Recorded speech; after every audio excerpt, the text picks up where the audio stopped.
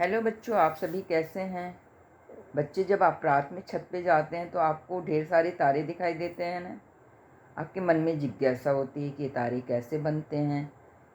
कुछ तारे आपको बहुत चमकीले दिखते हैं, कुछ मंद प्रकाश वाले होते हैं। चलिए आज इसके बारे में हम बताते हैं। आज का हमारा टॉपिक है तारे कैसे बनते हैं। इस टॉपिक को लिखा है डॉक्टर सुनीता गुप्ता और डॉक्टर नीना अग्रवाल जी ने। ये टॉपिक चिल्ड्रंस नॉलेज बैंक से ली गई है। बच्चे, आप सभी इस टॉपिक को ध्यान से सुनिएगा। रात के समय हम आकाश में असंख्य तारों को रोज़ देखते हैं। इनमें से कुछ बहुत चमकीले होते हैं तो कुछ बहुत ही मंद प्रकाश वाले होते हैं। कुछ आकार में छोटे दिखते हैं तो कुछ आकार में बहुत बड़े। कुछ का तापमान बहुत अधिक होता है तो कुछ का तापमान कम। तारों को देखकर हमारे मन में यह प्रश्न उठता है कि इसकी उत्पत्ति कैसे हुई। चलिए बच्चों, इसके बारे में मैं बताती हूँ।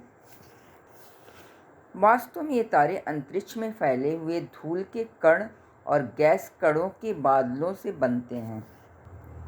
अंतरिक्ष में फैले हुए कणों और गैसों का कोई बादल जब अपने गुरुत्व बल के कारण सिकुड़ना शुरू करता है तो एक गोले का रूप धारण कर लेता है। ऐसे बादलों का भार तारों के विकास के लिए सूरज के भार से कई हजार गुना अधिक होना जरूरी है। जब बादल का सिकुड़ना शुरू होता है तो सिकुड़ने के दबाव के कारण ताप पैदा होता है। इस ताप का कुछ हिस्सा विकिरण द्वारा इधर उधर बिखरता है तो इस बादल को और सिकुड़ने में मदद करता है। एक ऐसी स्थिति भी आती है जब यह बादल कई टुकड़ों में टूट जाता है और हर एक टुकड़ा का सिकुड़ना जारी रहता है। जब ये टुकड़े बहुत ही गर्म हो जाते हैं तो इसमें प्रकाश निकलने लगता है और इस प्रकार हर चमकने वाला टुकड़ा एक स्वयं चमकने वाली तारे का रूप धारण कर लेता है। ये गोले और भी अधिक सिकुड़ते ही जाते हैं और तब तक सिकुड़ना जारी रहता है तब तक इसमें केंद्रों का तापमान लाखों डिग्री सेंटीग्रेड न हो जाए। इस तापमान पर ताप नाभिकीय क्रियाएं प्रारंभ हो जाती है। ये क्रियाएं ठीक वैसे ही होती हैं जैसे एक हाइड्रोजन बम में होती है। इन ताप नाभिकीय क्रियाओं में हाइड्रोजन के 4 नाभिक मिलकर हीलियम का नाभिक बनाते हैं। इन्हीं क्रियाओं के फलस्वरूप तारों में ऊर्जा निकलती है।